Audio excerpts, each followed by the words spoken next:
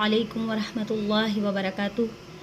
खैरुकुम मन तअल्लमल कुरआन वअल्लमह। तुम में से बेहतरीन इंसान वो है जो कुरान सीखे और सिखाए। मैं आज आपको सिर्फ ये बताने लगी हूँ कि सिर्फ 4 मखारिज ऐसे हैं जिन्हें आप पढ़ लें, जिन्हें आप गौर से, ध्यान से और तवज्जो से पढ़ें तो आपके कुरान पाक के मखारिज ठीक हो सकते हैं।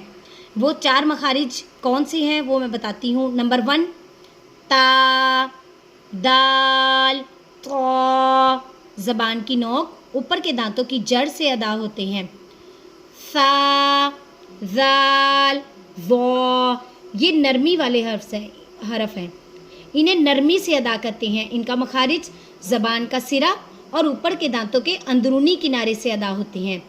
जा, सीन, सौद ये सीटी वाले हरूफ हैं और इन्हें सख्ती वाले हरूफ भी कहा जाता है क्योंकि ये सख्ती से सख्त अदा होते हैं। ज़बान की नोक और दोनों दांतों के अंदरूनी किनारे से अदा होते हैं। हलक के 3 हिस्से हैं, हलक के ऊपर वाला हिस्सा, हलक के दरमियान वाला हिस्सा, हलक के नीचे वाला हिस्सा। हलक के ऊपर वाले हिस्से से खा, गैन, हलक के दरमियान वाले हिस्से से हा, गैन, हलक के नीचे वाले हिस्से से हमज़ा, हा अदा होते हैं। अल्लाह हाफिज़।